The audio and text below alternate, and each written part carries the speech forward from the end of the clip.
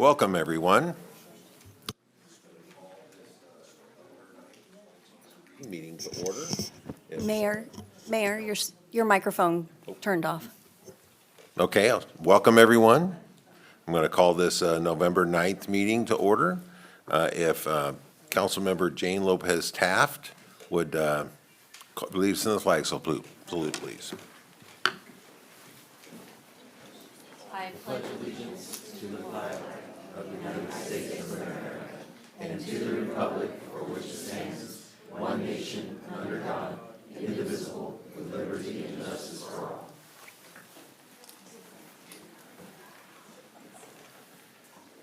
May I have the next item, please? Next item is the roll call. Councilmember Karpinski Costa. Present. Councilmember Lopez Taft. Here.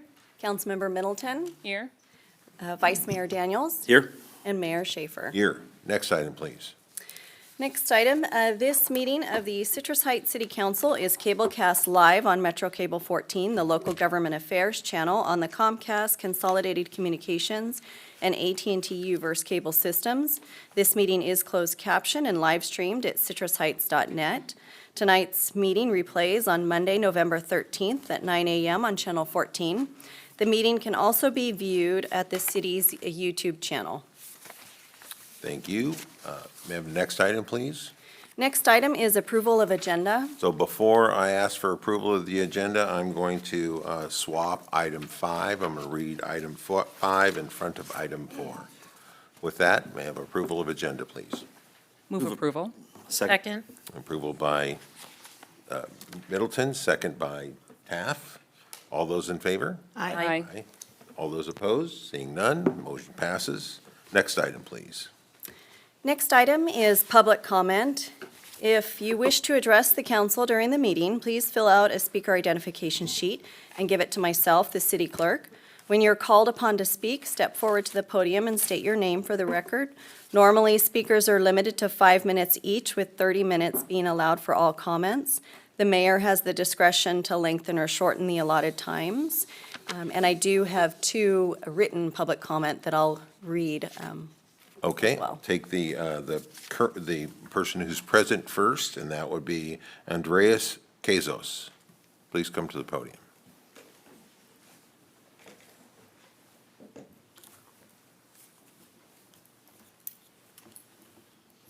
Good evening. Good evening.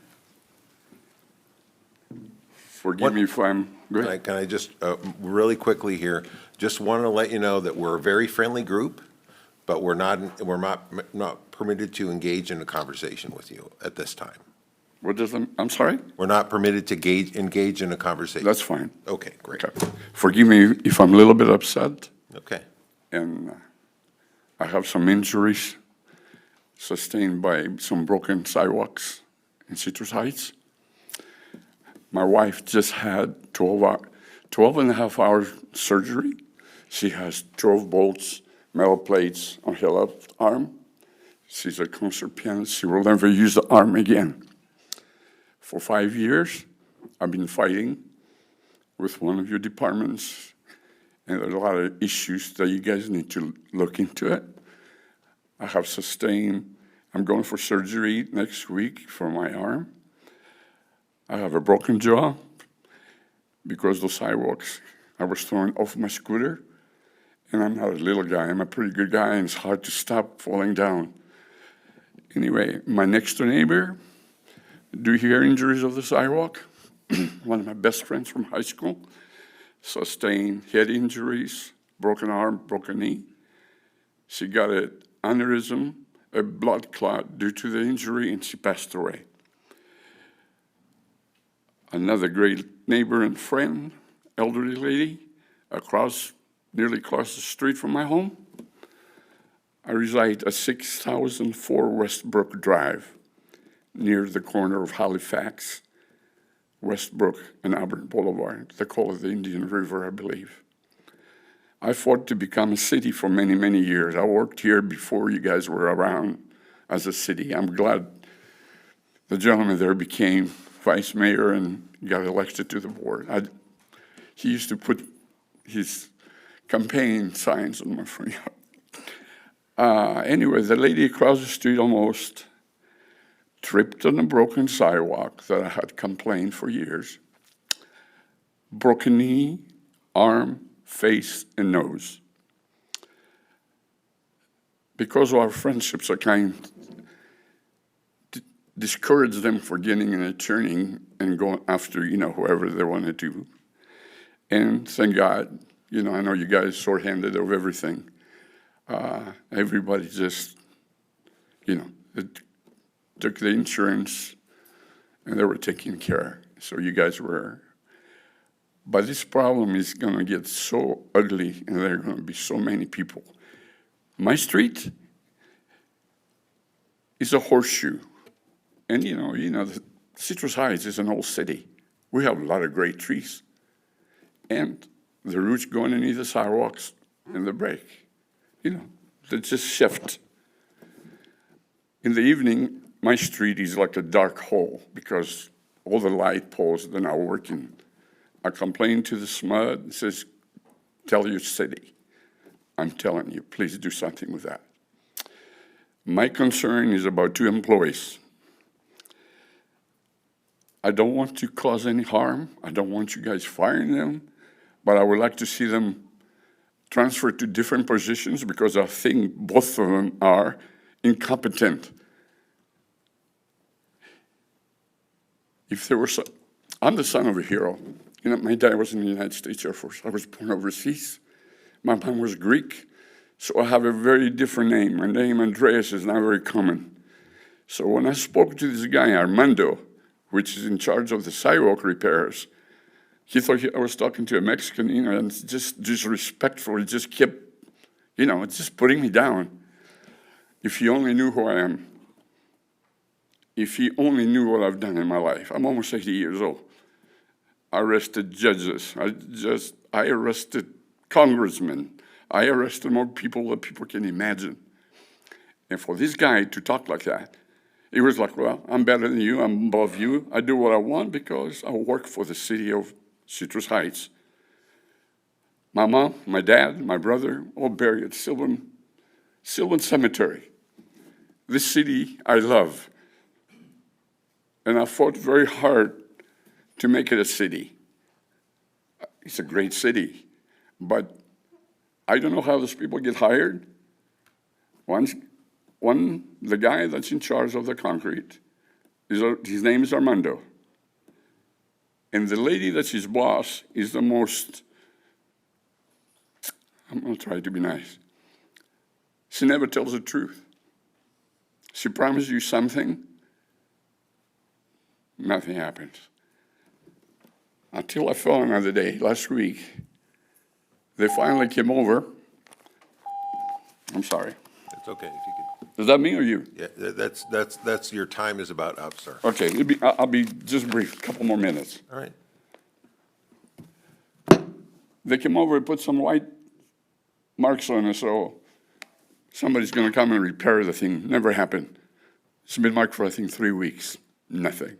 But they spent a ton of money, and I would like someone to answer to me how much the city of Citrus Heights spends hiring an outside agency to repair something they can do themselves. And it's only a machine, and I used to own a business in Concord business that costs $1,900, and you can repair any sidewalk on the planet. And I'd like to know how much money spent on outside agencies to repair our city when we can do ourselves and save a lot of money. Please. This lady's name is Regina Cave. And I believe with all my heart, let me tell you, for somebody else, and you guys take a look at my wife's scar that goes from here to there with 12 bolts in place, this meeting would have been very ugly, believe me. But I love my city, and I love my wife. And for the pain she has gone through, my next door neighbor dying, my across the street neighbor injured, it's about time you guys do some changes in your personnel. Okay? Thank you very much. Thank you so much for listening to me. Take care. You All guys right, have a blessed so we week. have additional comments, Amy? Yes, so we have two written comments, so I will go ahead and read those now. Yes. The first one was submitted by Rick Hodgkins. He states, "Back on August 10th of this year, if you recall, I submitted public comment on matters not on the agenda, not knowing how to comment on any other item on the agenda.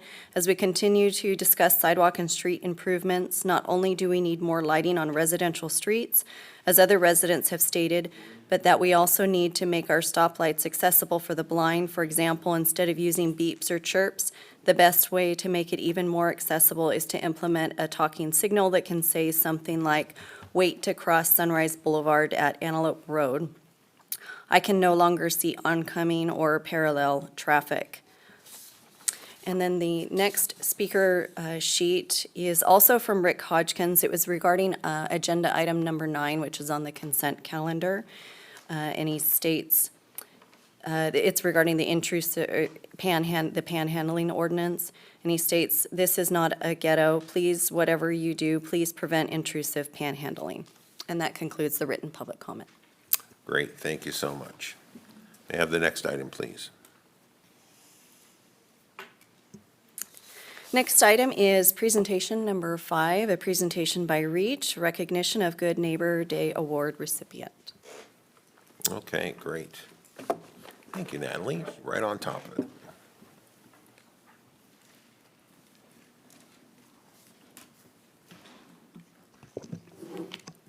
Hello, Mayor, Vice Mayor, Councilwomen, staff, and neighbors. I am extremely excited to be here tonight to present Good Neighbor Recognition. Again, I want to thank you for signing the proclamation recognizing Citrus Heights Good Neighbor Week from September 28th to October 4th. And I want to remind that in that week, there was over 760 acts of neighboring done. Great job, Citrus Heights. The Citrus Heights Good Neighbor Award, however, was for nominations on a neighbor's activities throughout the year or the years, not just during this week. And tonight, I would like to bring up our top nominees for recognition, and then we are going to announce the winner of the 2023 Citrus Heights Good Neighbor Award. I just want to make sure are Michael and Deborah Gardner in the audience? Okay. Candidate C. This neighbor is generous with their time and contributes to the success of many community events. They have served as a neighborhood president and helped other areas become active again by sharing their meetings and their resources. Even when stepping back from chairing events, this neighbor stepped up to support new REACH board members and ensure overall group success. This neighbor helps with their neighborhood by keeping their neighbors informed and connected while taking care of the local schools. They bring project ideas and use connections such as their church and NA to meet the needs of residents. Through the years, this neighbor has served hundreds of Citrus Heights residents. I would like to recognize Ruth Fox as our top nominee for 2023.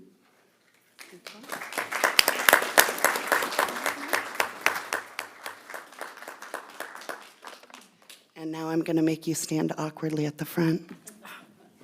This is for you. So before we, okay, great, thank you. Any comments for Let's wait till Ruth? she finishes. What's that? Let's wait till she Wait finishes. till the end? Okay, great. All right. Now, candidate B. This neighbor is called Grandma by all the neighborhood children. This neighbor has earned this title because they always have fresh baked goodies to share with the neighbors and treats for kids. They ensure their freezer is full of ice cream during the heat of the summer so that kids can cool off. They visit with all who stop to chat, and inevitably, the chatter does not leave empty-handed. They provide a bucket of sidewalk chalk and always sport the best decorated yard on the block. They are the best neighbor I've ever known. They truly care about people, I have 4 canning jars to return to them, and I won't be coming back without something from their never-ending labor of love. Their acts of neighboring improve the quality of life for roughly 25 people year-round. I would like to recognize Donna Stevens as a top nominee for the Citrus Heights Good Neighbor Award.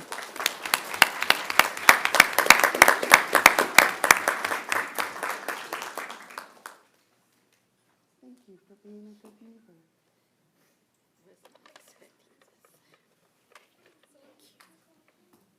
Now go stand awkwardly. All right, one more, folks. Candidate A. This neighbor has been a Citrus Heights resident for many years. They should win the Citrus Heights Good Neighbor Award because they help look out for the children in Citrus Heights. They have spent countless hours making 100 quilts every year for over a decade. They then donate these quilts to the Citrus Heights Police Department, who use them if a child is involved in an accident or other traumatic situation. Their act of neighboring serves 100 children annually. I would like to recognize Lottie Reed as a top nominee for the Citrus Heights Good Neighbor Award.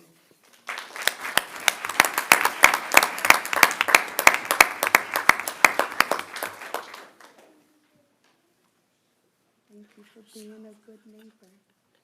Thank you. I won't make you stand for long, Miss Reed. You just go right over I there. can stand okay. It's just getting up and down is hard. When you get my age, it's really a chore. Can I share your age? She didn't hear me. I'll wait. All right. With that, I would like to invite Mayor Tim Schaefer to please come down and swap a certificate for what's in your hand.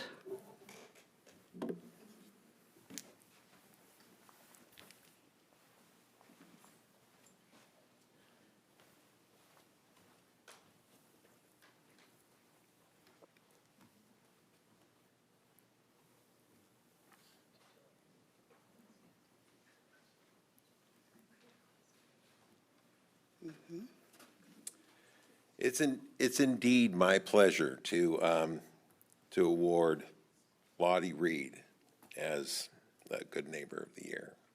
Thank you so much. And I certainly like to invite my council members to comment on what a great program this is, and it was just a pleasure to read all of the deeds that you guys have done. And really appreciate that very much. So, there you are. Do we have a picture? It helps me to not just. I got it. And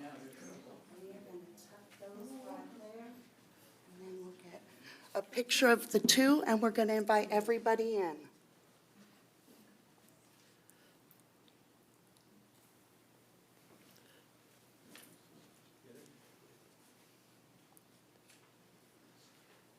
Ladies, please join for the photograph.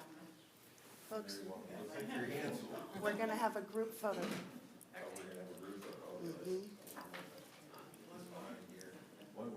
Show off your certificates.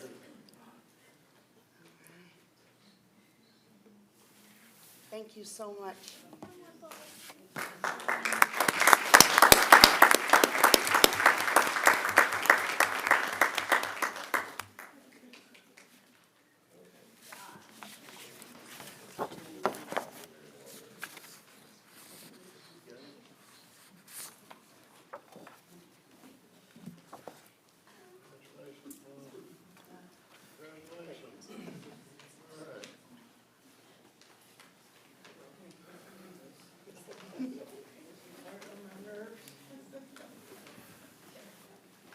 It really is a pleasure to do those kinds of awards, especially in front of so many young people that really can see how much their community appreciates all the hard work that they put in volunteering. So with that, I'll move on to the next item, please.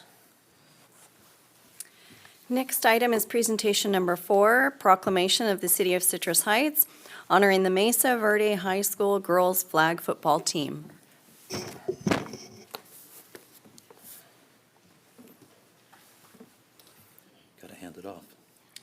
Just like football, you got to hand it off. Oh, I see, okay. Vice Mayor Daniels, would you do the honor of reading the proclamation to honor the, It's his last Mesa meeting Verde. as mayor. yes, it is my last And meeting he's as just about mayor. right there. He's just about ready to go. Yeah, So I would like to invite Mesa Verde High School Athletic Director Travis Miller to come to the podium to accept this proclamation.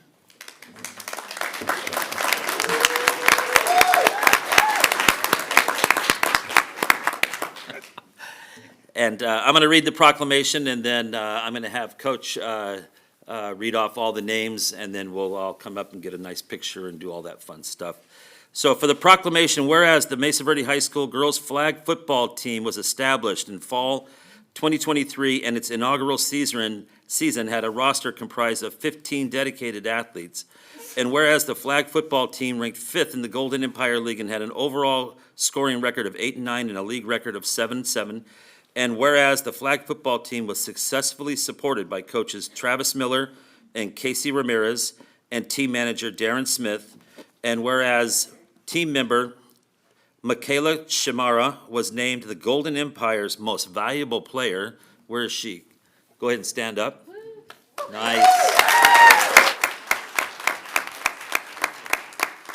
Team member Jaden Alexander was named All-League, and team members Joey McGuire and Skyla Panucci made second-team All-League.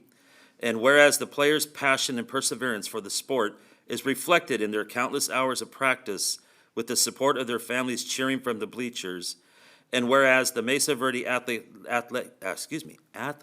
Program commemorates their student athletes with the motto, "Once a Maverick, always a Maverick," now therefore be resolved that the City Council of the City of Citrus Heights does hereby congratulate the Mesa Verde High School girls flag football team on their first ever season and extend best wishes for their future endeavors. And I'm going to come on down, and while I'm doing that, Coach, if you want to say a few words, and then we'll have the players come up. I'll just say this, there is great things happening in Citrus Heights, and there are wonderful things happening at Mesa Verde, and I do want to add that our team GPA was about a 3.5 in 10, yeah.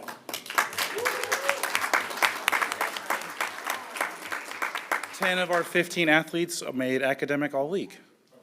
And I'll have Heidi read the name, yeah. Thank you. Oh, sure. You can call them up, yeah. Thank you so much. Okay, Heidi, she's our energy. Can she read the name? I'm scared. Actually, let's make it easy. Let's read them off here. Okay. I'm a little nervous. I don't know how to say last names. What do you think I gave it to you for? Oh, wow. Yeah, same. Okay, do I just start? Yeah? Do I just? Be a name on there. Okay. Darren Smith.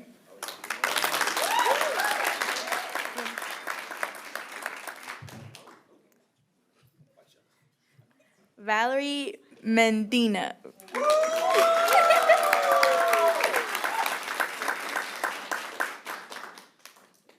Skyla Panucci, sorry, French. Is that Michaela Shamar?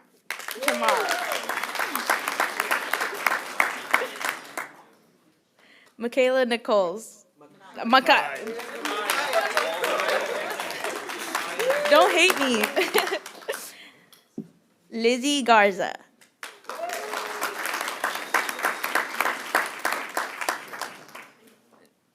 Joey McGuire.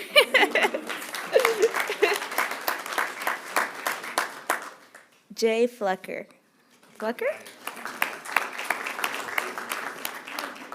Janaya Alexandra. Not here. Oh. Jaden Alexander. Ooh, this is my favorite one. Heidi Martinez. That's me. Yeah. Ooh. Emma Casacap. Elise Panucci. Ooh. Alicia Chamara.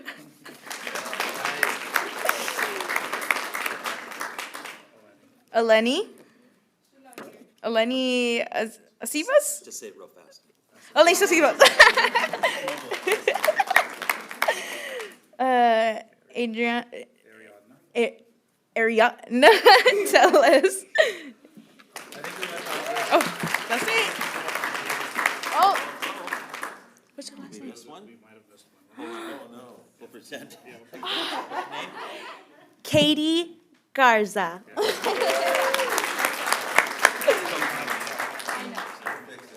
Is that my job? Am I done? Get a picture, as y'all come this way.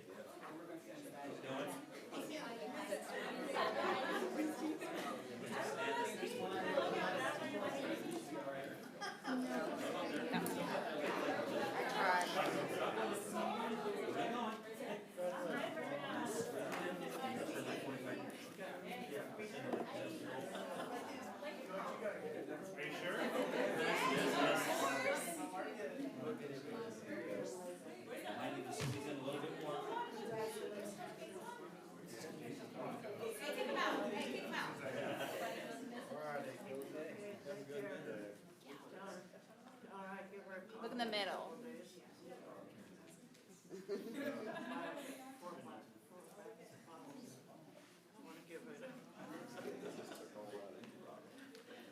One more, everybody.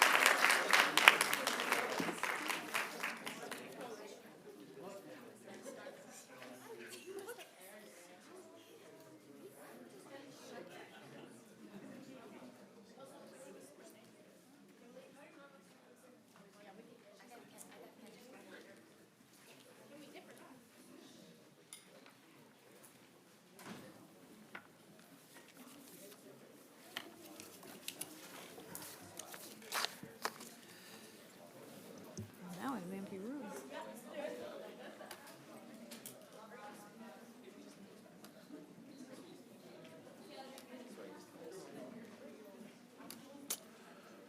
All right, well, let's move on to the next item, please, next item, please. The next item is presentation number 6, a proclamation of the City of Citrus Heights recognizing November 14th, 2023 as National Police Records and Support Personnel Appreciation Day. Fantastic.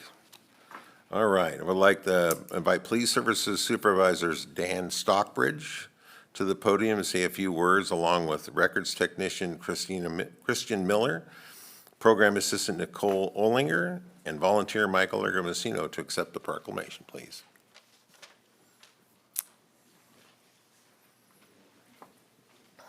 Okay.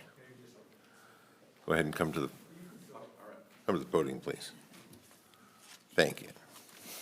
Whereas the Citrus Heights Police Records Unit and support personnel are forward-facing agency representatives aiding community by providing exemplary customer service, and the Citrus Heights Police Records Technician regularly exercise technical expertise in ensuring the police department remains compliant with federal, state, and local statutes, ordinances, and mandates surrounding records handling and statistical reporting requirements, and the Citrus Heights Police Records Unit processes, reviews, analyzes, approves, and routes over 10,000 police reports each year and serve as the agency liaisons with allied partners throughout the region, state, and nationwide.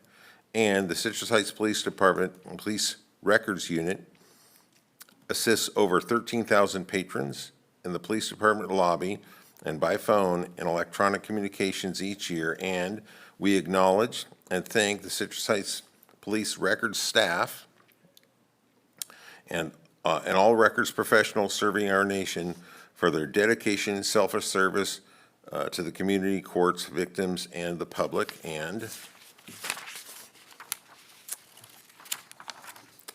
the City of Citrus Heights Police Unit and support personnel are vital to caring for the Citrus Heights community and the members and the members of the Citrus Heights Police Department with whom they serve. Now therefore be resolved that the City of Citrus Heights does hereby proclaim November 14th, 2023 as National Police Records and Support Personnel Appreciation Day. Thank you. I'm going to come down. You guys want to come with me?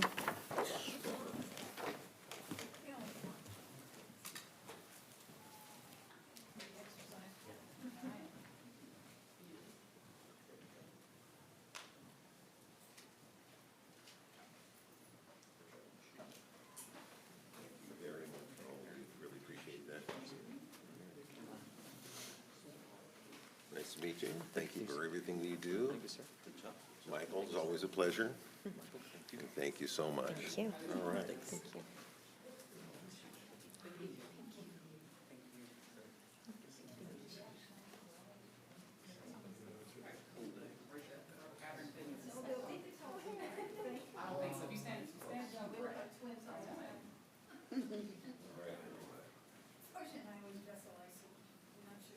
You see everybody?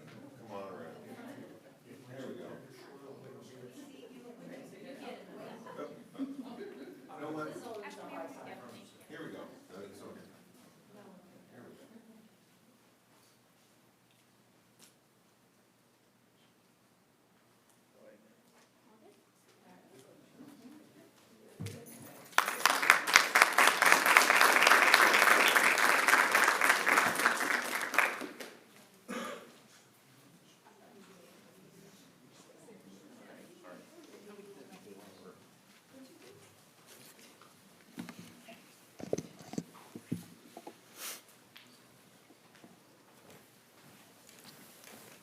Okay, Good evening, Mayor, thank you. Vice Mayor Daniels, members of the council, City Manager Feeney. My name is Dan Stockbridge. I'm the Police Services Supervisor assigned to the Records Division at the Police Department. Thank you for introducing my team. On behalf of Chief Alex Turcott, Commander Jason Russo, Manager Tiffany Campbell, I stand humbly before you this evening to accept this proclamation, recognizing this team's hard work and dedication to the Citrus Heights Police Department and the community that we serve. Throughout our nation, records and support professionals work tirelessly to facilitate the needs of all interest holders, whether it be providing support and resources to our victims, serving community members by phone and in the lobby, sharing intelligence with allied agencies, or delivering time-sensitive records to the district attorney and to the courts. To ensure lawbreakers are held accountable, the work of records is vital. As the policing industry evolves, so too does the demands on our records and support team. Legislative changes, unfunded mandates, and increasing responsibilities demand a level of technical and analytical expertise that every team member embodies. Lastly, I would be remiss not to highlight our very own volunteer, Michael Lagomarsino. Without fail, Michael works every day, Monday through Friday, and helps us more than I can even quantify here tonight. His dedication to his work and the community is evident. More than that, though, Michael's care for every member of this team is unmatched, and I wish to thank him for his service and extraordinary volunteerism. Hear, hear. And with that, I thank you again for this kind gesture. I thank our team for all that you do and trusting me to be your leader. And as the holiday nears, thanks to all our veterans for their service to our country. Thank you. Thank you.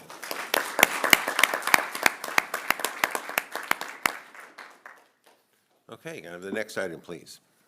The next item is comments by council members and regional board updates. All right, let's start with Dr. Jana Karpinski Costa. First, I want to make a comment. And I wanted to comment on the Good Neighbor Week in Natalie. We didn't get a chance to do that before. I think I kind of thank myself for sending you to Noosa and then having you come back with the ideas, and what a great job you did in bringing those ideas back here. And, it's all in our community, and I did attend the REACH meeting last week, that Monday, that we had a lecture from the Hopeful Neighborhood Project, and it's a organization that, because we became a Good Neighbor City, or proclamation of a Good Neighbor City, We were entitled to get this training. By the way, I went to their website, and it's free to, you can sign up and watch those for free. And so the first one was, talked about asset mapping and finding all the great things in your community. And there'll be 2 more sessions. And so I think, and it's wonderful. I congratulate all the people who participated, the wonderful neighbors that just emerged and got recognized. But there's so many that didn't know about it. There's a lot of other neighbors out there, good neighbors. And we'll find them all. We got a whole nother year. We'll do it again. So I wanted to thank Natalie and for putting that all together. So I did go to the Oktoberfest. The mayor and I were there at the Oktoberfest put on by the Citrus Heights Marching Band. Former Chief of Police Boyd was there. But it was not well attended. But I did manage to do a rendition of Head, Shoulders, Knees, and Toes to the tuba. And there was a glass of wine involved there. So this was kind of, he filmed it. It's as good as the one I got on you. Anyways, that was good. Let's see, then I had, the sewer meeting today was, or yesterday. I just wanted to make one announcement. I have it written on my laptop here, which I thought was, the sewer district, you will be seeing an increase in the rates, a little teeny bit as we go along the year. But just to let you know what a great job this sewer district does in putting together the mandates for cleaning up the water they throw into the river to take out the ammonia. It's called tertiary treated water because it's treated once, it's treated twice, and then it's treated a 3rd time. And so by the time it goes into the Sacramento River, it's cleaner than the water in the river. And the district is so well run. They did this big giant project in almost 10 years and under budget. So on time and under budget, which is why we didn't see the increases in the rates that we would have when Jeannie used to talk about the rates we were going to see. We didn't see those rates because the district is so well run and shops for the best engineers and people that do the work.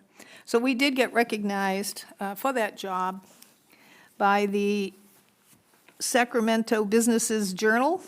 They did the Best Real Estate Projects of the Year awards, and out of 24 finalists, our Echo Water Project got to the top and won the Best New Infrastructure Project. It was a $1.7 billion project. The one that's coming up next is the Harvest Water Project, where they take the treated water and set up a system and feed the South Sacramento farms with the water so that the farmers don't have to suck the water out of the ground and bother the aquifers down there. There's going to be some habitat restoration with the water that's recycled that way. Terrific department, terrific place. I just love being there. I love seeing everybody working that way. So that was that. And got an award. I wanted to thank Regina Cave for shining up the, in front of the community center. The fountain that's out there was dedicated by Jack and Jean Duncan. And the other day I noticed you couldn't even read it. So now if you go by there and you see, she polished it up with her, did she really use a can of Brasso?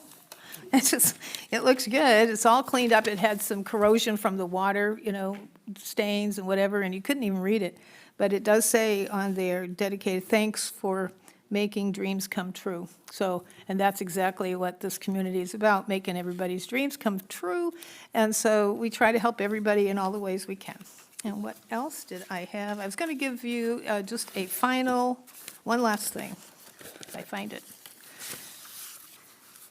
There wasn't much to report from our mosquito meeting because it's winter now. The bugs are gone. We send our staff to conferences. Most of them are speakers because we have such great staff that they are the guys who present the materials to the attendees.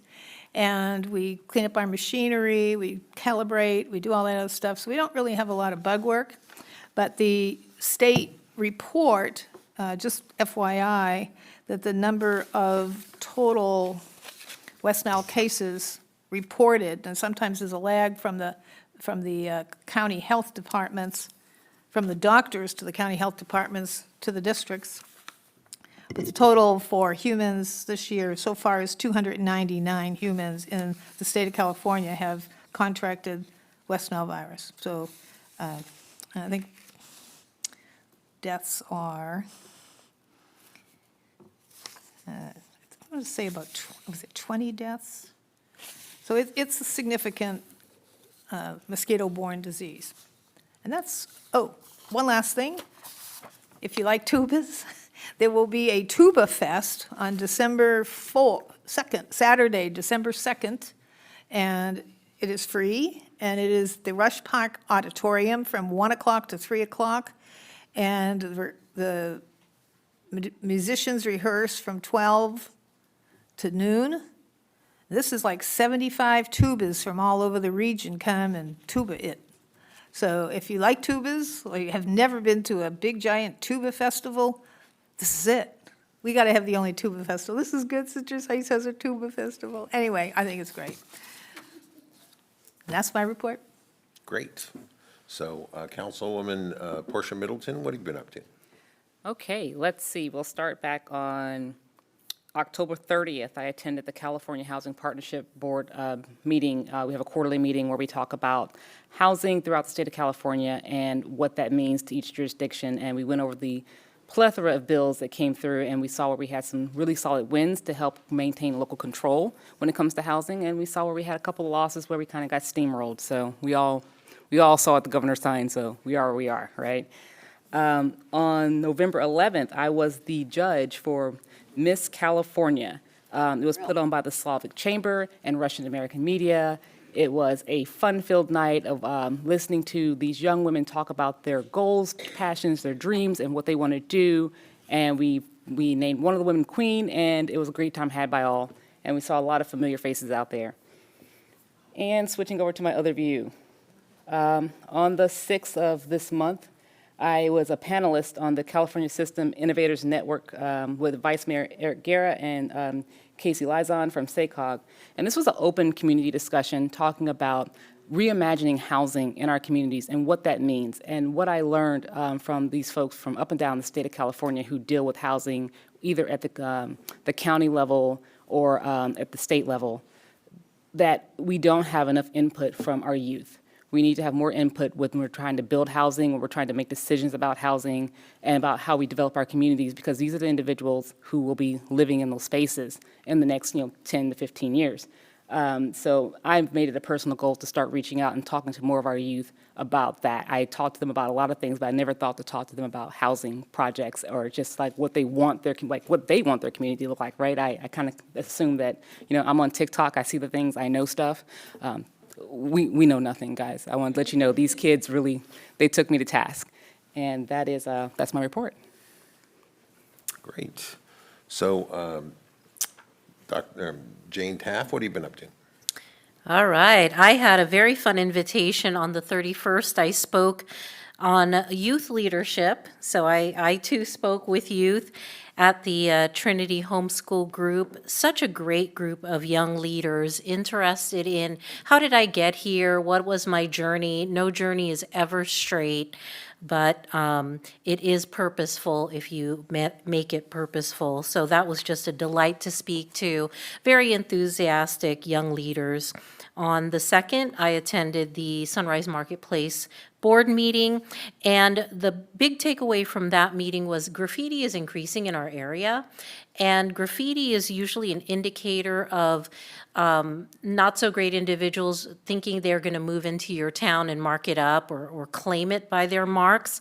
And so the cleaning team is very much on that. I actually drove around. I had noticed some graffiti, and it was gone very soon after. So Kathy Lynn and her team are very much on top of that because of what it indicates. And so just so delighted to report that although it's creeping up as far as quantity, their team is looking after those things in protection of our shopping spaces. And finally, tomorrow, I'm really looking forward to celebrating Veterans Day at Sylvan Cemetery. So if you did not otherwise know about it, I would love for you to join me and others at 10:45 at the Sylvan Cemetery. Or, excuse me, that's Saturday, the 11th. Great. Vice Mayor Daniels, what have you been up to? Thank you very much. Just a few things real quick. Attended the Sunrise Marketplace Board of Directors meeting with Jane. And again, yeah, the graffiti thing is definitely noticeable, and the effort is there to get it down. And so hopefully people will report that if they see that around that area. And that's the 1 square mile area around Sunrise Mall. Hopefully you contact the board real quick, or the Kathy Lynn, the executive director, and get it down. Today, I attended a couple of meetings. I attended the 4-agency meeting that, for I think the first time ever, included about 50 elected officials from the Sacramento Air Board, the Regional Transit Board, SMUD, and the Sacramento Council of Governments. And the main thing about that is to stress and commit towards working towards regionalism, and especially in regards to air and air quality. If you don't know this, the air doesn't just stop at the Citrus Heights city limits. So we have to make sure that our efforts to clean air are a regional effort. And it was a very nice meeting, very good meeting, and hopefully we'll see good things out of that. Also today, I attended the Sacramento Transportation Authority Board meeting, and not too much out of that. Project on I-5, I think they said, had been completed. That one cost about $374 million, and they were looking at, they were putting together another one for I-5 that I think runs from about Sacramento City to the airport, and that one's only going to be about $570 million or something like that. So lots of your money being spent on your roads in certain ways. Next up for, I believe, future events, as it was mentioned, Saturday is Veterans Day. Please get out and show your kids, especially what the day is about. It's not a day of mourning; it's a day of celebration, and be happy about it. Wish veterans, if you see them, happy Veterans Day. It recognizes the sacrifice that people who have served in the military have done to keep us free. And so, please be sure to think of that. There is a ceremony at the cemetery, at the Sylvan Cemetery at 10:45, and then there's another one at the Veterans Community Center on Sylvan at 12 p.m. Let me see, in the future, on the 14th, the Citrus Heights Chamber of Commerce will have their monthly lunch, and I mentioned this before. If you're in a business and you're not part of the chamber, you're losing out. Get involved. It's a great resource, and it can help you to expand your business and support Citrus Heights in general. Citrus Heights is a very heavy sales tax dependent city, and we need businesses to thrive. So get involved and hopefully help your business at the same time. On the 27th, Sue Frost will have her community meeting in this room, I believe, starting at, it says 5:30 on our website. I think it's 6, but show up at 5:30 anyway, and just to be safe. But please come out here, Sue. She is coming to the end of her term. She'll serve one more year, and she's announced her retirement. She's done great things, incredible things for Citrus Heights, but the region too. But she's done some really amazing things for Citrus Heights over the year. And so come down and show her a little bit of love. And on tomorrow, am I remembering this right? Tomorrow, yeah, is the 248th birthday of the United States Marine Corps. If you see a Marine, thank him. My son is getting ready to deploy to Okinawa in a week or so, and I really couldn't be more proud of him. And then on the 18th is my wife's birthday. I won't tell you which birthday, but happy birthday, sweetie. And then the final thing I think I have is I noticed some youths out there in the audience, and I'd like you guys to all come up and go to the podium and tell us your name and where you're from and why you're here. We'll start with Lisa. Come on up, Lisa. It's like putting you on the spot. Yeah. And then the rest of you, come on up. Come on, don't be afraid. You can do it. You're on live TV, nothing to worry about. Some over there, come on. You can start, Lisa, go ahead. My name is Lisa, and I'm from Bella Vista High School. It was required of us to come for our government class. So What grade are you? I'm a senior. Thank you. Hi, my name is Haley Winalski. I am also from Bella Vista High School, and I came because it was required for our government class, but also because I wanted to see what a community really feels like and what you guys do here. So, thank you. Picked a good night. Hello. Sorry, I just got over a cold last week. My name is James Pereira. I go to Bella Vista. I'm also a senior. And I'm with my table mates in our American government class, and we all thought it would be cool if we came together to just experience this. Even though it was required, we thought it could be fun. And personally, I wanted to see how serious it was kind of taken, I wanted to see the formalities and what the atmosphere was like. And so it was really cool to just observe. So thank you. Hope you stick around for the rest of the meeting. No pressure. Hi, my name is Sophia. I'm a senior at BV, Bella Vista, and I'm a 12th grader. I came here because it was required from our government class, but also I was interested to see what it was like, and it has been very interesting so far. Thank you. Good. Hi, I'm Shelby Nessie, and I also go to Bella Vista High School. I'm a senior, and again, it was required of our government class, but I also plan on trying to go to law school later, so I think that it would also be important for me to see how at least local governments work, so that hopefully I could do more stuff relating to that in the future. Great. Ryan, you might have an intern over there. All right, hi, I'm Landon Ninen. I'm also a senior at Bella Vista High School, and I'm in the same government class as all of them. And I won't lie, I did come here because it was required, but it's actually been a lot cooler than I thought it would have been. And it's been awesome hearing about all the amazing things you guys do for our community and the people who have spoken. So thank you. Thank you. Hello, I'm Hasti Masoom, and I'm also a senior at BV, Bella Vista. I'm actually in the same class as they are. Yeah, I was really expecting this meeting to be boring, but it's not. And it's actually been interesting, and I took a lot of notes. So, yeah, thank you. Welcome. I'm Kara Hedrick, and surprisingly, I'm here for the same reason. But yeah, it's a part of our government class, and it's been a really cool experience. Thank you.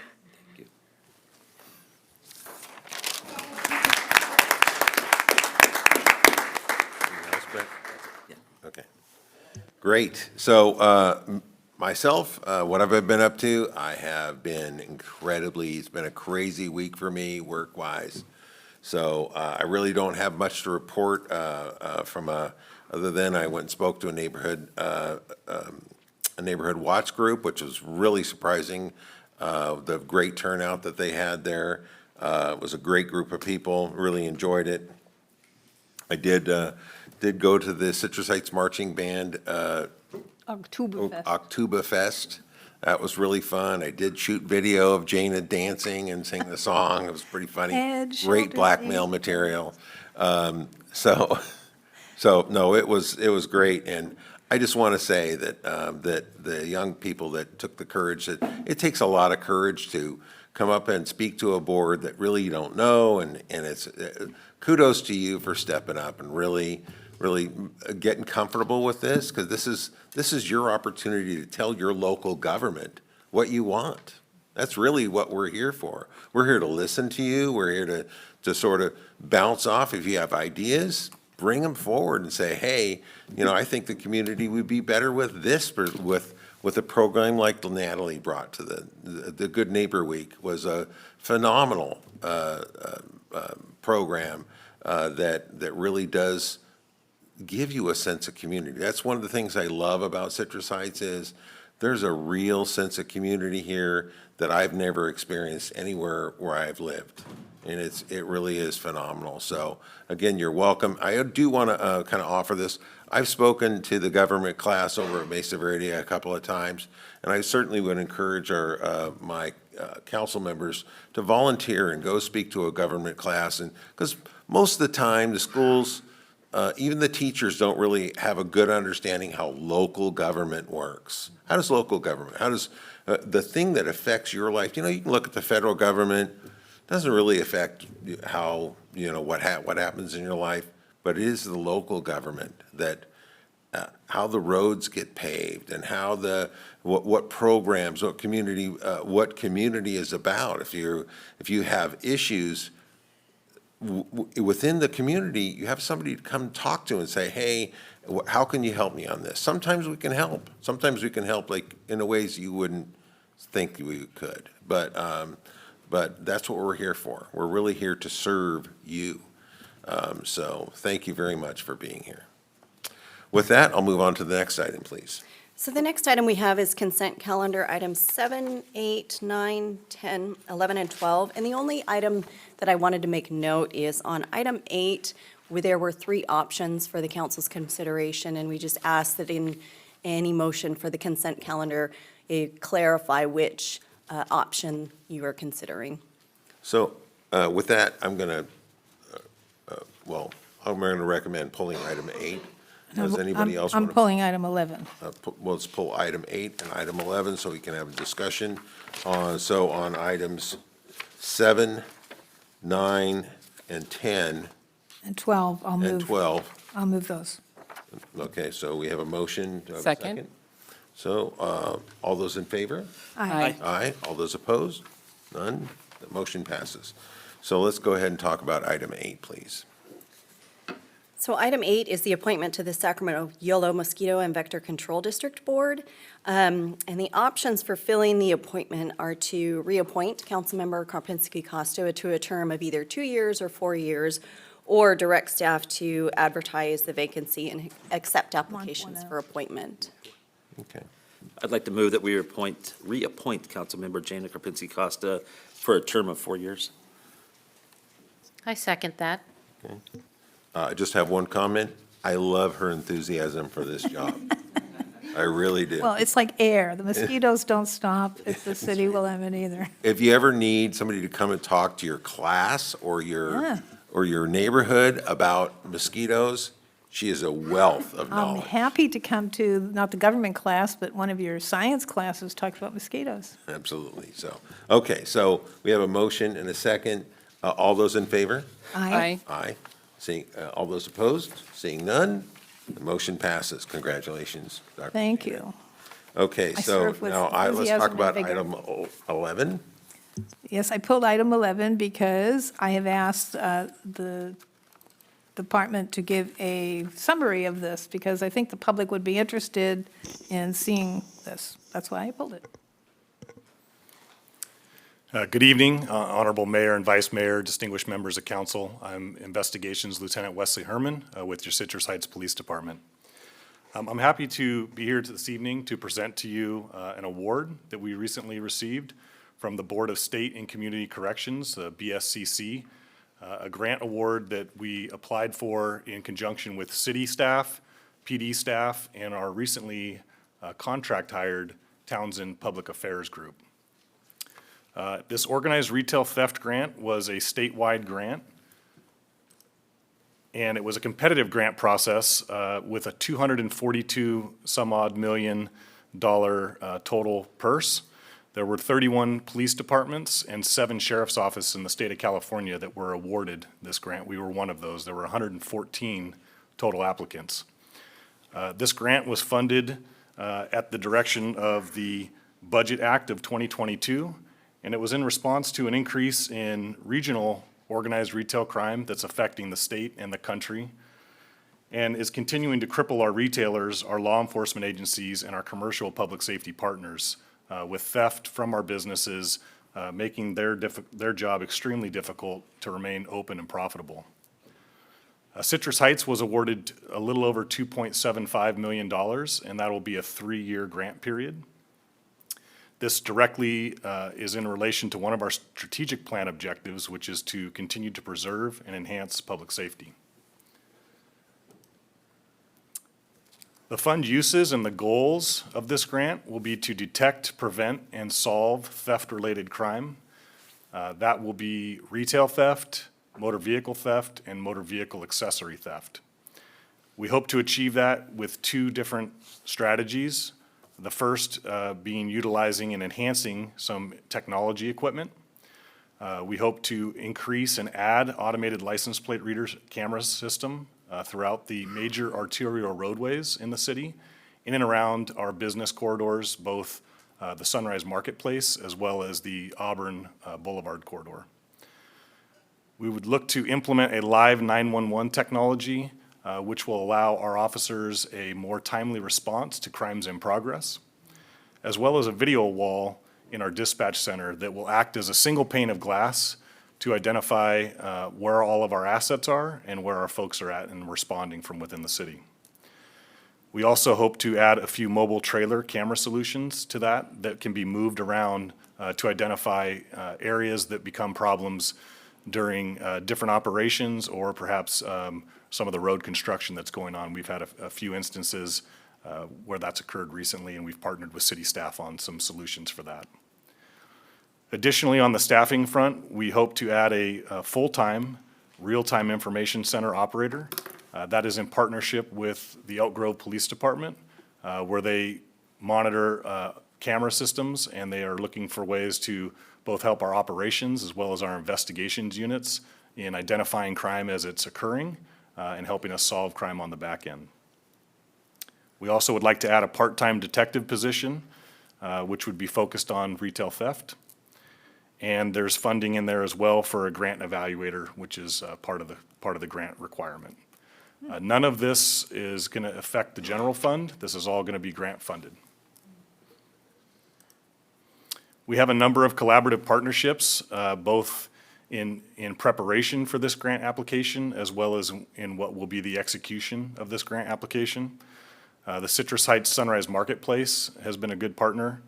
The Citrus Heights Chamber of Commerce. The Sacramento County District Attorney's Office, they also received grant funding and will be putting together a vertical prosecution unit that will be focused on retail theft and holding those accountable who commit theft. The Sacramento Valley California Highway Patrol is putting together a task force focused on retail theft, and we'll be partnering with them. I mentioned the Elk Grove Police Department with their real-time information center, where we have an operator co-located. And the California Retailers Association, as well as the California Organized Retail Crime Association, both of which we presented at this week in response to receiving this grant. And I will just say quickly, every year, as you're aware, we have an operation out at the Sunrise Marketplace and our Auburn Business Corridor, where we look for ways to try to further prevent and detect retail theft. As was mentioned earlier by the council, the retail business in our community is extremely important to us, and that's not lost on us in the police department. So for the next 6 weeks or so, leading through the holidays, we will have an increased patrol, traffic, and our impact detective teams responding in that area, doing high visibility crime prevention and looking for ways to help further protect and make our retailers safe as well as those that shop there. So today, staff recommends that the City Council adopt the following resolution, accepting the BSCC Organized Retail Theft Prevention Grant Program funds, as well as adopt the following resolution authorizing the addition of one full-time position funded by the BSCC Organized Retail Theft Prevention Grant Program. And I will say that I'm extremely proud of the work that our team did at the city staff level, the PD. It was a great partnership. We certainly appreciate Chief Turcotte and City Manager Feeney's support in going after these grant funds, and we think this is going to be a great way for us to further enhance the safety that we want to show that we care about our community so much. Thank you. Any questions from council? I have one. So is the guy that's going to be hired, does he do any recovery of stolen objects? You know, does he ever recover, like say someone's bicycle is stolen from, or even from a store? Do they ever go to the you got pictures now of the bad guys from your cameras, you know who he is, and he's not going to get prosecuted, but can you go to his house and just say, that's not your bike? Well, we hope he will get prosecuted, and that's part of the partnership with the Sacramento County District Attorney's Office. But to answer your question, ma'am, I think the position you're referring to is a part-time detective position. So they'll work in conjunction with our existing mall Do officers. detectives recover stolen property or not? No? They do. Oh, okay. They do, but the front line is going to be our patrol officers and our impact detectives that are out there on the street. Vice Mayor? Yeah, thank you to the chief and you guys for this. This stuff is killing businesses. It's absolutely killing businesses. And so this is the response that needs to happen. It's unfortunate that we have to spend dollars to do such a thing, but it's just reality. And I think it'll end up being that we'll see much more in either recovered assets or prevention along the way for our businesses, and that's critical. It doesn't take much if a business is right on the edge and somebody comes in and does a big grab and run, kind of a thing. It could put them out of business. And so hopefully this tool, having this officer working together, we prevent those things and keep our businesses thriving. Thank you very much. Jane? Portia? So just have a comment. I was in Fairfield, and I travel around quite a bit, and I was at a Safeway store in Fairfield, and I went through the store, and I was blown away at how many steel gates they have built in to the, bolted to the floors. Every cash register has a gate that has to be activated by the cash register. Really stunning that, and I asked the manager, I said, is this really necessary? And he said, we can close the store. That's our choices. We can put these measures in place, or we can close the store.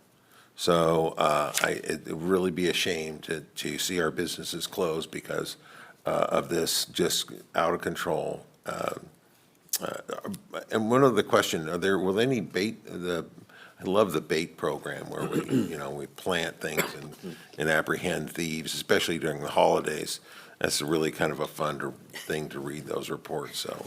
Well, I'm glad you asked, Mayor. We do still have bait, and we will be using that throughout the holidays, so. Well, that's good to know. Consider that your fair warning. Okay, so, do I have a motion? I move that we adopt a resolution of the City Council of the City of Citrus Heights, California, accepting fiscal year 2023 organized retail theft prevention grant program funds. Second. Okay, I have a motion by Daniel, second by Jana Karpinski Costa. All those in favor? Aye. Aye. All those opposed? Seeing none, motion passes. All right, let's move on. Wait a minute, Actually- wait a minute, There's hold two on. of them. One You more do. motion. I move that we adopt a resolution Oh, of the wait a City minute. Council of the One City more of Citrus Heights, California, authorizing the addition of one full-time position funded by the Organized Retail Theft Prevention Grant Program. Second.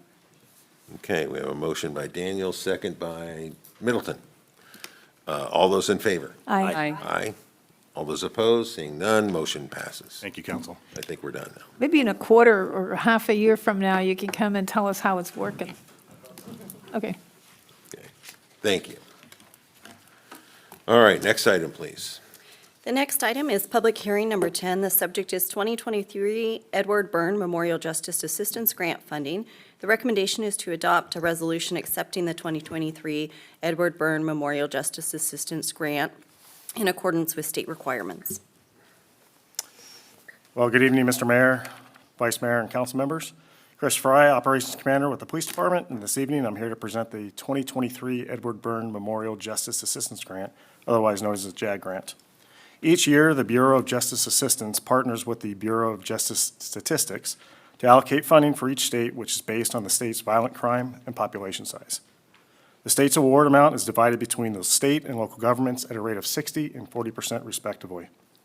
Under this program, cities and counties receive federal funds to augment public safety expenditures.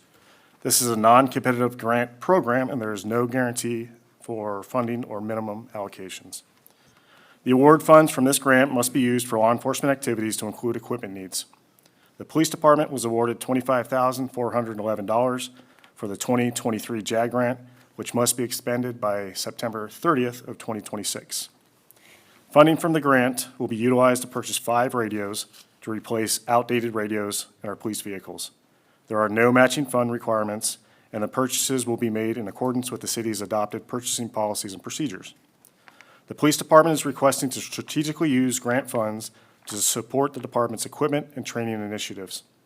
This request will support our goal to provide exceptional police services to the community and enhance officer safety.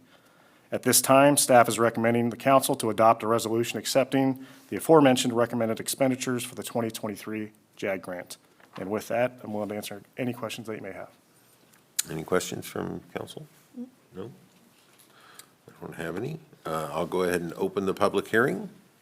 Are there any speakers on this item? Seeing none. I'll go ahead and close the public hearing. Are there any additional questions or comments from council? None. So may I have a motion, please? Move approval. I have a movement Second. by Middleton, second by Daniels. All those in favor? Aye. Aye. All those opposed? Seeing none, motion passes. Thank you. Thank you. All right, next item, please. The next item is regular calendar, item number 14. The subject is red light camera program.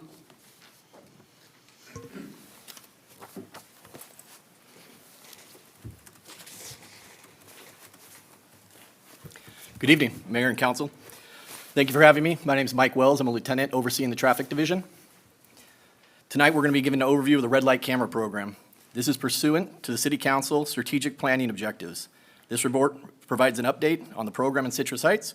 This is an informational report, and no action is being requested. Here's a brief overview of the topics we'll be talking about. We have the red light program in general. We'll get a little bit more specific into the red light photos in Citrus Heights and also the red light program costs. First, let's start on why we're here and why we have the program. It's simple. Running red lights is dangerous and causes serious collisions. Over 1,100 people were killed in 2021 related to red light running.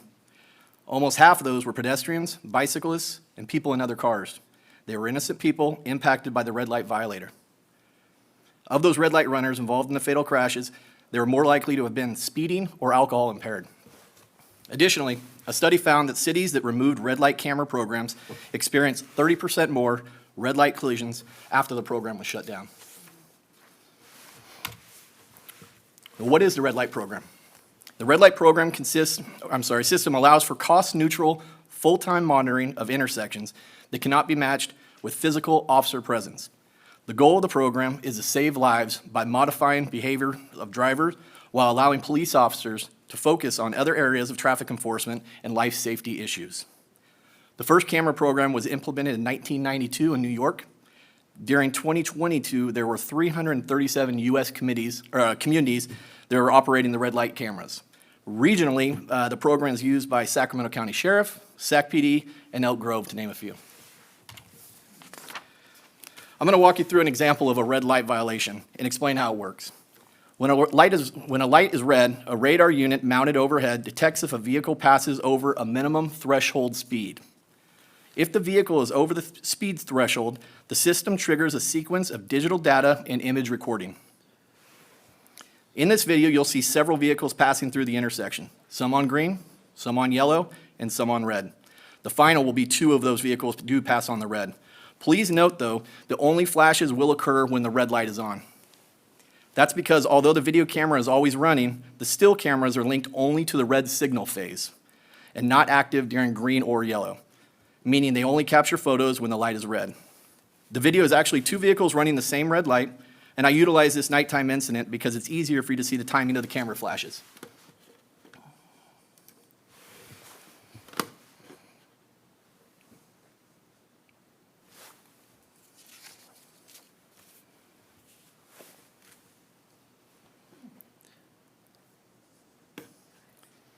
Okay, and I'm going to run that back again for you. As I mentioned, you can see that the camera system, the still camera, only operates and flashes when the light is red. You can see that vehicles have gone through during the green, they've gone through during the yellow, and it's not until the 2 come through at the red that they begin flashing. So again, there's the yellow. We'll have 1 more yellow go through there. Again, no flashes were done because the system isn't operational because we're not in the red. And now we see our 2 violators.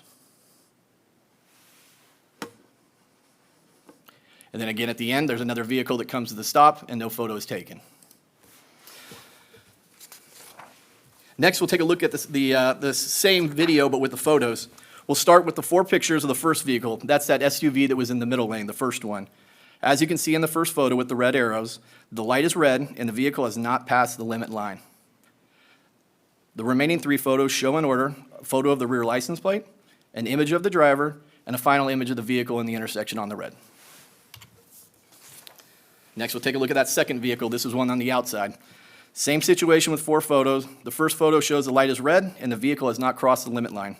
Then a picture of the rear license plate, the driver, and a final picture of the vehicle entering the intersection during the red. So I just showed you what a violation looks like. Let's get into how the violation review works. First, the system determines that a red light violation may have occurred, like in the video we just saw. Redflex will then download these events and the review process begins. During the red light review process, the violation is reviewed a total of 3 times to confirm its accuracy. Twice by Redflex and then by a member of the police department, who will ultimately certify the violation. If the violation is certified, a citation is mailed to the violator, and every citation recipient is provided with a link so they can review the video. Then they have the opportunity to appeal the citation in court or pay the fine. Now, I do want to make a mention that the fines associated with getting a citation via the red light program are no different than if you got a citation from a physical officer for running a red light. The fees for the red light violations are established and imposed by the courts. So this is specific to Citrus Heights in our history. In 2005, due to significant collisions, the city utilized consultants to review traffic safety. Some of the recommendations they made were modification of roadways, increased signal visibility, installation of new stop signs, and the installation of photo red light cameras at specified locations. Based on the consultants' recommendations and the high level of collisions occurring, the council approved the initial red light program contract in 2007, and those lights were, the cameras were installed and completed in 2008. Next is a slide which shows the collision data citywide from June 2006 to 2022. Now you can see in that first slide, or the first column, 2006, we only went into operation as of June, so we only had 6 months of data for that year. However, if you were to double that and assume we were consistent throughout the year, you would see that 2006 and 2007 were likely consistent. As you can see by the chart, beginning in 2008, there was a significant reduction of amount of traffic collisions citywide, which has remained relatively consistent through 2022. This is in large part because between 2007 and 2008, the department began to collaborate with city staff and implement some of those recommendations by the traffic consultants. That included roadway engineering, sign visibility, and starting the red light camera program. Now, although we understand the traffic collision reduction was because of all of the combined traffic efforts, we believe the red light camera program played a significant role in the reduction of those collisions. This slide is locations of our current red light camera deployment. They cover a total of 8 intersections throughout the city, and 2 of those intersections have 2 cameras. Those are highlighted with the black circles around them where there are 2 camera locations. That's Auburn and Greenback and Sunrise and Oak. As you can see, these cameras are placed on heavily traveled roadways and intersections where accidents tend to occur. And then to the side, you'll see the actual citations issued for 2022 at each of those locations. So I previously explained how the red light program works and how each event is vetted a total of 3 times before certification and notice is issued. This slide shows a breakdown of that process. In 2022, the system reviewed over 37,000 incidents. After the review, they sent a total of approximately 17,000 events to the police department for final review. Following our review, our staff members certified a total of approximately 13,000 notices of the violations. Our goal with traffic enforcement is ensuring the safety of residents and motorists in Citrus Heights. We do experience a large number of commuters from out of the area who utilize our roadways. This data shows the amount of non-Citrus Heights residents who are committing violations on our roadways versus Citrus Heights residents. In 2022, the proportion of violations by non-residents to residents was significant. This data is consistent yearly of the non-resident to Citrus Heights residents who receive red light citations. Next, I'll cover the cost of the red light program. This is the anticipated budget and revenue for the fiscal year 23 and 24. The Red Flex contract is a fixed dollar amount for each camera system. The cost has no bearing on the number of tickets issued. The city will never be out of pocket for the program. The program is contracted to be cost neutral regardless of revenue generated. This is last year's actual fiscal budget, the 22-23 cycle. As you can see, the net revenue generated was $158,000. This revenue was larger than anticipated because the department wasn't billed the full amount for the Red Flex contract, which would have been $492,000. Instead, we were billed $395,000, as you can see on the chart, which is around a $100,000 difference. This was because during the year, Red Flex experienced delays and supply chain issues in getting some of the equipment needed to update our camera systems. So while the cameras were inoperable, Red Flex provided credits to the city. The additional revenue gain was because of lower than anticipated personnel costs.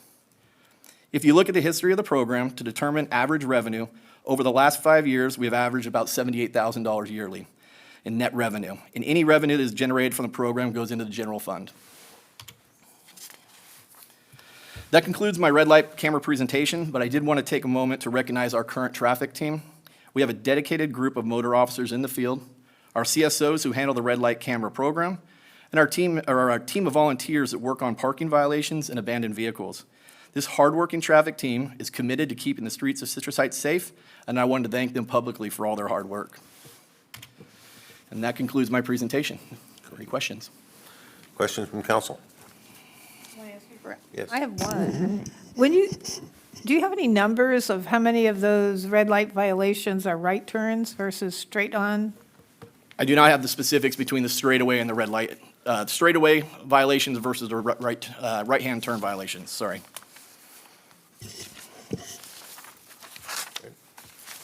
Do you have any kind of idea of what the breakdown might be approximately? I don't. Wouldn't be able to guess. Okay, I have a question. You said in 2022, there were 37,000 incidents. Mm-hmm. I imagine you mean red light blinking, something happened. Well, we'll get the incident and it gets reviewed by Red Flex. Some of those incidents can get, they review them and see it wasn't a violation, or they can see that there's something obstructing the windshield where we can't see the driver. It could be rain on the windshield, tint or something of that matter where we can't observe the driver and make the determination of who was behind the wheel.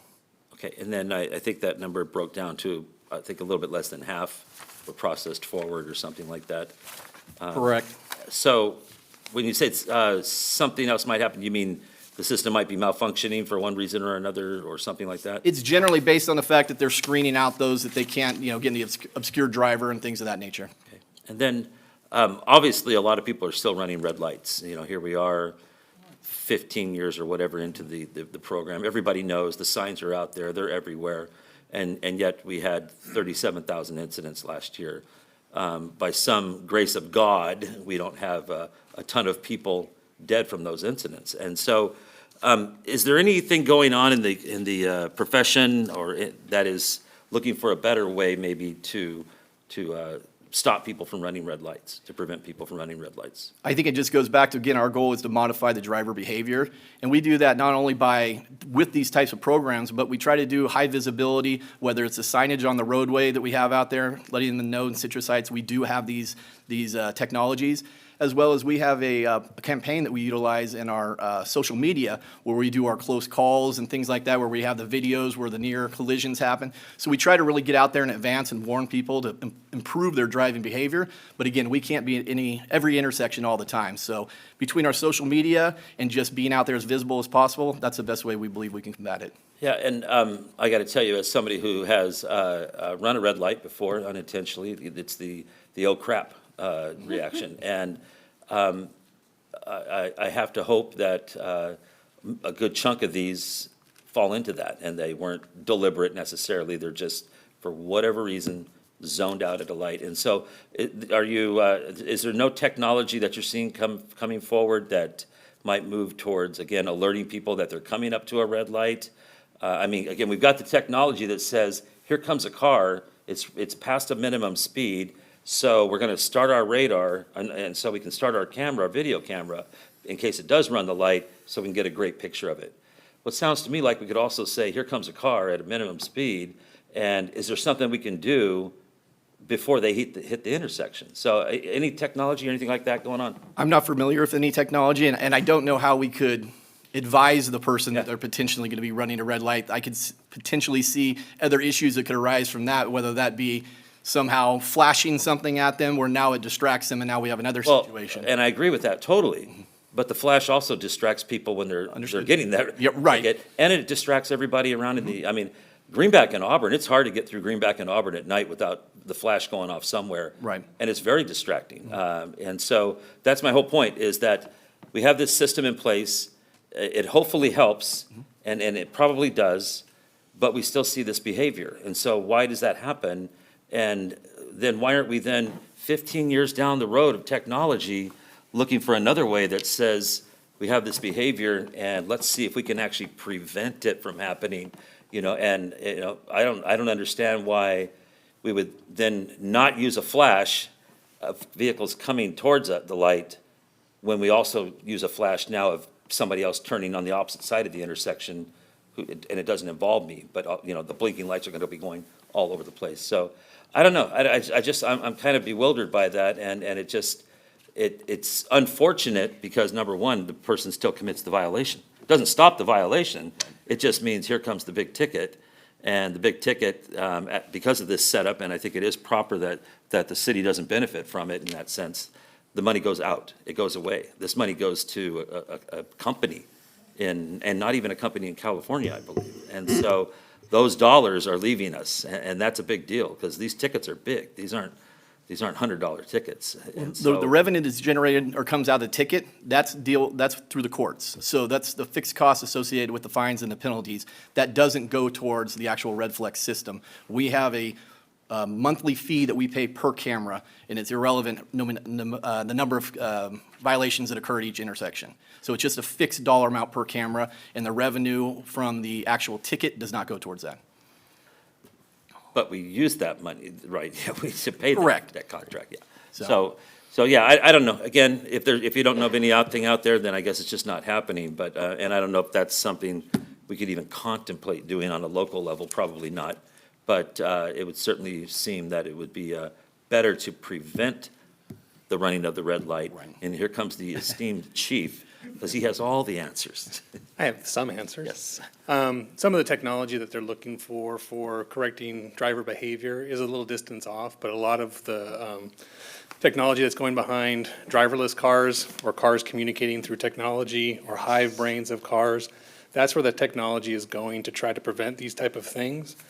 Unfortunately, with a human operator who's already ignoring the bright red light and who's over a minimum threshold, if you were to rest that car's momentum at that threshold, you're probably going to create a whole separate issue as far as the whiplash and things. Now, obviously, a collision is worse than that, but when you talk to technology, although it might seem way far out, that is what they're working on, is if the cars could communicate to each other and the car can be aware of what's going on when the human isn't, that's some of the technology that they're doing, but it's still a little while off before it'll be locally implemented, if that makes sense. Okay, thank you. Well, any other questions? No? Okay, so if you scroll back, I will have a comment about the future technology, but you scroll back to where, when the red light camera was first implemented back in 2006, and this slide right here. This slide tells a lot. There's a big story here. So we can see where the behavior changed in 2007, but once it got to 2011, there's really not much change in behavior. People are still, so I don't know, I struggle to say that this is an effective program if it's not changing people's behavior. If we see year after year, year over year, the same number of violations, it's not changing anything. All we're doing is, okay, there's a penalty. I see in 2020, and that was probably due to the fact that there were many fewer people off on the roads at that time. But this is a slide tells a story of, look, this is, while this program's still in place, it's really not doing very much to affect people's behavior. So the other piece that I will say, I think the technology is probably coming sooner than later, where the red lights can communicate with the vehicles, and it says, okay, this red light has X amount of time left on it. The car has a receiver that says, look, when you approach that red light, when you approach that light, it's gonna be red. So the car will know.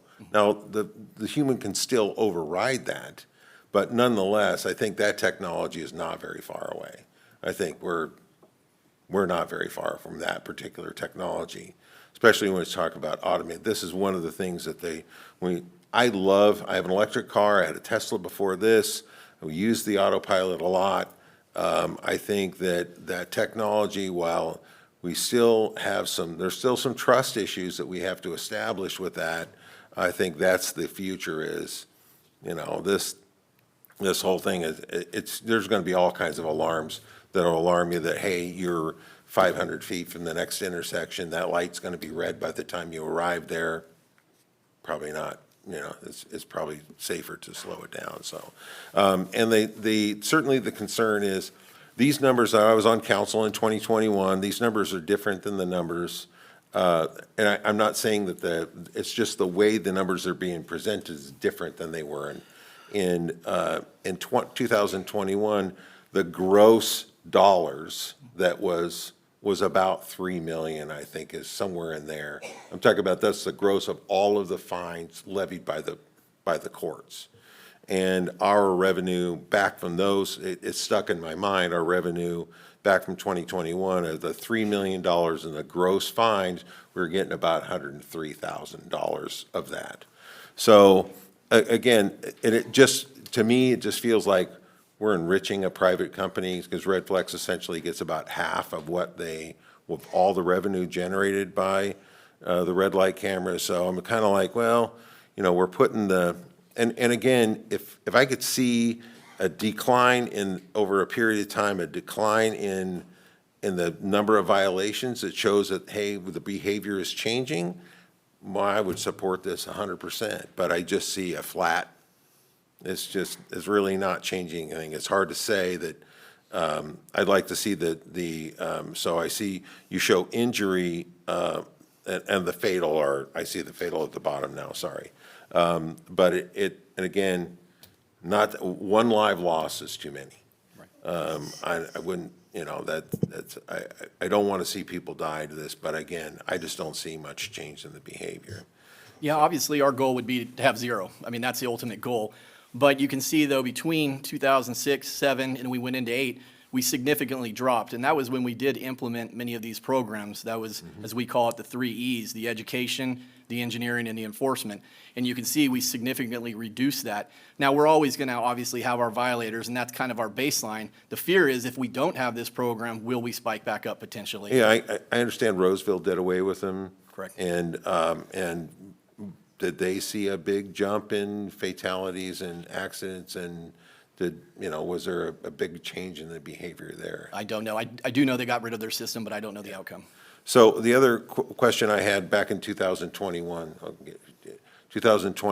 I did ask how many right-hand turn was on a red, and I said, oh, we'll get back to you on that, and that was the last thing I heard about what percentage of those. And this is nothing related to this, but my wife did get this is, I don't know, 4 or 5 years ago. She got a right-hand turn on red at Park Oaks, and it was, it was a right-hand turn on red, and I don't think anybody was particularly at risk there, so. But Jane has a question. Yeah. So Jane?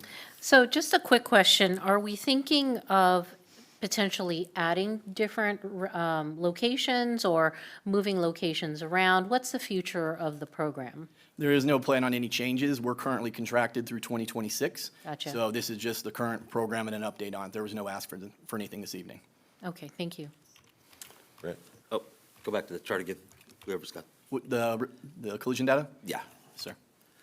So those numbers, I just wanted to know, I was curious, on the yellow lines, are those injury accidents at intersections with red lights, or is that the entire city? This is citywide collision data. Oh, So we don't know if okay, well, we really can't then say that the red light or no red light or whatever is a contributing factor to those accidents. true. Correct, but what the goal is, again, whether it's the signage as people are driving down Greenback and they see that there is red light enforcement, if they may see it at Sunrise and Greenback, they're unaware that it maybe doesn't exist at the next intersection or so on. that can somewhat improve the driver's behavior, hopefully, understanding it's out there and potentially slow them down and make them drive safer. How about we put them on all intersections and just have those lights blink every now and then? Have that same effect. And then just the last question on the 2006 to 2007 jump. I mean, I see an asterisk there, but there's a huge jump on the injury accident area. Anything that accounted to that, for that? Which years are you speaking of? From 2006, the very first line is 224 Mhm. to 389 is huge. Well, again, we only have 6 months of data there, so if you doubled that, because remember, we started the agency in June of that year. So if you Oh, your doubled- 6-month data is for 2006? Correct. So if Gotcha. you were to double that, you would basically, assuming it was consistent, that's what you would have. Okay, thank you very much. So I do have one comment, and anybody that's been at San Juan and Greenback Lane, that left-hand turn, that flashes a lot. I mean, you can be there for one cycle and it'll flash 15 times, even when no one is going through the intersection. Well, again, sometimes that's based on the threshold. So there's speed thresholds that are set up at those intersections. So the radar overhead, if it goes to red and it anticipates the car is going over a certain speed, it'll start taking those still photos, but that's when that review process kicks in with Red Flex. They review it twice and we review it once. So Yeah, but I've been in often, the stopped red left-hand turn lane, because that's the only approach in that particular intersection. Yet when other cars are moving in the intersection, it seems to trigger the cameras. yeah, if they're coming in at a Seem to speed, I trigger believe it's the flash. 15 miles an hour, if they're going over 15 miles an hour, that's triggers the radar system to start going, hey, we may have a potential violation here, and it will snap those photos. And then again, that's where that review process vets those things out. All right, thank you very much for your. I thought of another question. One more question. Do we have to send our police, if someone fights a ticket, do we have to send someone to court? Yes, so we have our CSOs. We have a full-time and a part-time CSO that run our red light program, and they testify at traffic court. These days, they actually get to do it via Zoom, but yeah, they do the testifying for us. Wait, so my next question is, so you take a picture of the driver, and then you send a ticket to the registered owner? Correct. So my car is registered to me. If my husband is driving it and you take his picture, will I get a ticket for him driving? No, so that was where some of the vetting out process again goes. So if we take the photo and the registered owner is clearly not who is driving the vehicle, that'll get vetted out and they will just send a notification. It's not a citation, but saying Somebody in your, someone in your vehicle ran the red light here. But Okay. a citation will not be issued if we can't match the registered owner as that driver. well, I'd sure be interested to know how many are red turns, because all you have to do is creep over the side, the crosswalk, and you get a ticket. If you arrive there at a speed where you haven't stopped yet, but then you stop, especially as you turn right from San Juan onto Greenback, and there's 1, 2, 3, 4 lanes of traffic and the Donut King, and you can't see what's over there, so you pull up to see, and you go, Yeah, and again, those are how those are Smile. vetted. Those are vetted out, so if you stop at the limit line and then creep forward, obviously, that would get thrown out by either Red Flex okay, or the good. officer. So again, they're looking to see if the violation occurs. Now, with the red light turns, the right turns, I understand the concern there, but the big issue is when the right turns, well, let me back up. Straight ahead through the intersection are generally a broadside collision, and those are very dangerous. We understand that. The right turns, where the danger lies, is we have pedestrians and bicyclists in those bike lanes, or in those people those usually lanes. look, but I mean, the ticket was being, the light goes off just as you barely even turn, you're not even turned. Right, Still again, the going straight system ahead. anticipates whether there's going to be a violation based on the thresholds, and again, that gets vetted out through the program. So oftentimes, those tickets, you see the flashes, you'll receive nothing later on down the road because the people that review it will understand that that wasn't a violation. And Councilmember Daniels brought up a great point about your graph, is that it only shows the violations throughout the city. We have a lot of intersections, and I don't think that really shows the effect of the cameras at all. Yeah, the point what we try to make is, again, through our social media campaigns, and then More again, just likely. with the signage out there, we hope that these red lights, we can't put them at every intersection, but people understanding that they are throughout the city, we hope it improves their behavior and Some of potentially. these injuries are people who violate stop signs and not red lights. Correct. Okay, so any other questions? All right, very good. Let's And move on to the Mayor, next- I believe we did have a public comment speaker Oh, on that's this right, item. we did have a public comment. Can I ask Kathy Morris to come to the podium, please? Thank you, Mr. Mayor. Excuse me. And my question is not maybe it isn't quite as appropriate because it isn't necessarily about red light. It's more about cameras. One of my specific concerns is the Old Auburn and Fair Oaks Boulevard intersection. Has been a number of accidents there. And then I'm not entirely sure they're red light violations, but I'm entirely sure that the license number was not captured. And the car went around the barrier into the backyard. And I'm wondering, is this true that it's only on specific angles on a red light violation that the information is captured, and for other accidents, they just get away? So we have the camera system at 8 intersections with total. Sorry, sir? We have the camera system at 8 intersections throughout the city, and they capture a total of 10 approaches, as we call them. So those would be the only areas that we would actually get photos of the license plates if a violation were to have occurred. So you do get videos, but not necessarily the license plate. At the intersections where the cameras are, yes. Okay, thank you. Is the Auburn, Fair Oaks Boulevard a red light approach there? I'll bring the slide back up. I don't believe so. No. If there's one intersection where it probably should be, it would be that one. I think it's up to 40-something times that we've seen those barriers destroyed. I know that that's, I know that that is it's a little bit of a sore topic, so I'll move on. All right, thank you very much for your presentation, really appreciate it. All right, next item, please. Next item is department reports, and there are none. The next item is city manager items.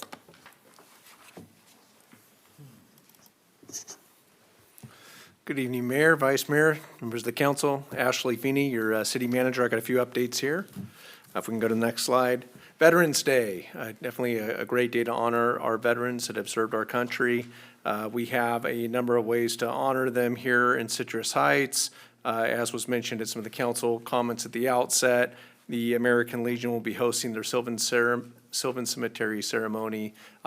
It says 11 here, and that's what's publicized, but I know the council's in the know, 10:45. You want to be there at 10:45 because sometimes they start a little early. And so that's a great ceremony to attend. And then we will have the Citrus Heights Veteran Community Center in the old Sylvan Schoolhouse at Sylvan. They'll start at noon, and it's going to be some music performances. There'll be a color guard ceremony, and then there's going to be flag retirement ceremony. City Hall will be closed tomorrow, November 10th, in observance of Veterans Day. So hopefully see community turnout at some of these great events. One of the things, too, that Director Kempenaar wanted to highlight here, and I know this is near and dear to his heart, is we have some fee waivers that are available for our veterans, and we want to make sure that they know about that.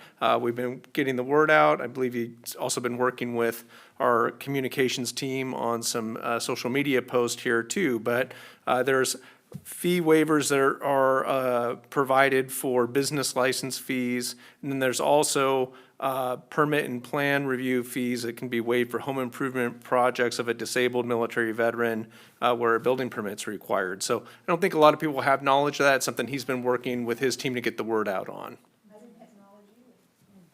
Perfect. Well, that's with these updates, we hope to provide that. So I think that's one I commend him and his department for getting the word out on.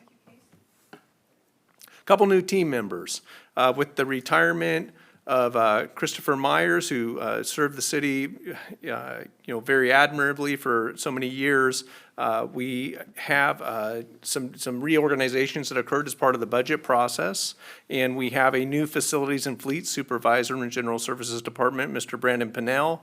He has started. And we also have Jessica Andrews, who I believe started on Monday, and she's going to serve as our Events and Community Center Supervisor for General Services Department.